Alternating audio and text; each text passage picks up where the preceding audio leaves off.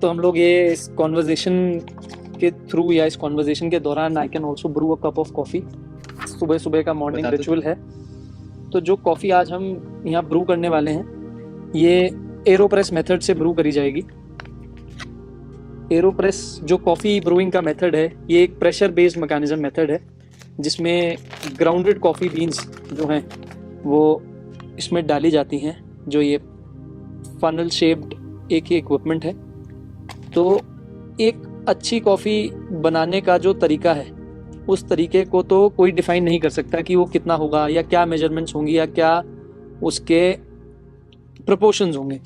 But on an average अगर हम बात करें तो जो हम लोग करते हैं हमारे लिए जो प्रोपोर्शन है वो है कि हम लोग 15 ग्राम कॉफ़ी के ग्राउंड्स लेते हैं और उसमें 1:16 प्रोपोर्शन पानी का इस्तेमाल करते हैं। तो उससे हम एक अच्छा कप ऑफ कॉफ़ी जो है वो हम ब्रू कर पाते हैं।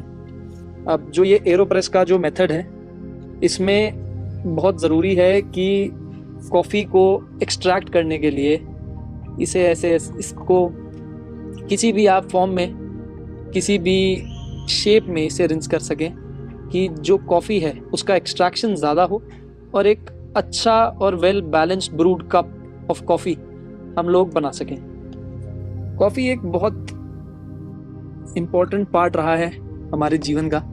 इससे पहले हम हमेशा इंस्टेंट कॉफ़ी पिया करते थे बट जब से हमारे जीवन में ब्रूड कॉफ़ी और ग्राउंडेड कॉफ़ी आई है तब से हमारा जीवन कॉफ़ी ड्रिंकिंग को लेके बिल्कुल ही चेंज हो चुका है। ये तो बात सही है क्योंकि अगर ऐसा होता है कि आप अगर ब्रूड कॉफ़ी में आप चले जाते हैं तो आपको समझ आएगा कि कॉफ़ी का टेस्ट और कॉफ़ी का जो एसेंस है वो अलग है इंस्टेंट कॉफ़ी से। और इंडिया में मुझे ऐसा लगता है जैसे अभी आपको पता ही होगा कि एक्सपोर्ट्स 1 बिलियन पार कर गए हैं तो एक रेवोल्यूशन आ रहा है इंडिया में और शायद हम इसे साथ सकते हैं साथ में। तो अब जैसे कि टाइम एक बहुत बड़ा एसेंस है एक अच्छी कॉफ़ी ब्रू करने के लिए, तो अब मुझे लगता है कि हमें इसे अब फाइनल स्टेज पे लाना बहुत ज़रूरी है।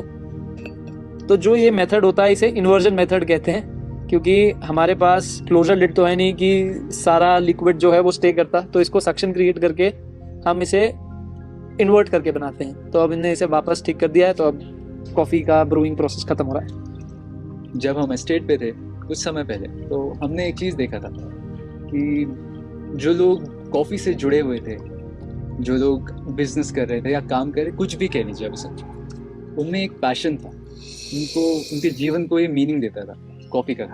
And they were so passionate about it क्योंकि उन्होंने हमें इतना परिदृश्य दिया इस कॉफ़ी के बारे में, इतनी नॉलेज दी कि आज शायद इतनी नॉलेज हमें उस समय नहीं थी जब हमने शुरू किया था ये क्या बोलते हैं एक पैशन जो हमारा कॉफ़ी का था। और जैसे जैसे समय बीतता जा रहा है वैसे वैसे हमें भी समझ आ रहा है कि कॉफ़ी कैसे बनती है। बट देवेश जी आपको क्या लगता है कि पैशन कितना ज़रूरी है इस चीज़ में? Thank you. पैशन सिर्फ इसी चीज़ में नहीं, पैशन जीवन की हर चीज़ में बहुत ज़रूरी है। सही बात। और पैशन के साथ साथ डिसिप्लिन भी बहुत ज़रूरी है। एक प्लान बहुत ज़रूरी है कि जिसके साथ हम काम करें। बढ़िया हो रही, बहुत बढ़िया एक अच्छा वेल एक्सट्रैक्टेड कप कॉफ़ी हम बना पाए हैं, इसमें हम सक्सेसफुल रहे हैं आज। काफ़ी अच्छा था। तो इस चीज़ के लिए पैशन होना बहुत ज़रूरी है क्योंकि बिना पैशन के ये काम बहुत ही ज़्यादा मैकेनिकल और ड्राई हो जाएगा। कि सिर्फ अगर हम बिना passion if we are not passionate about coffee and if we plan on doing this work it is mostly a sort of a commodity trading.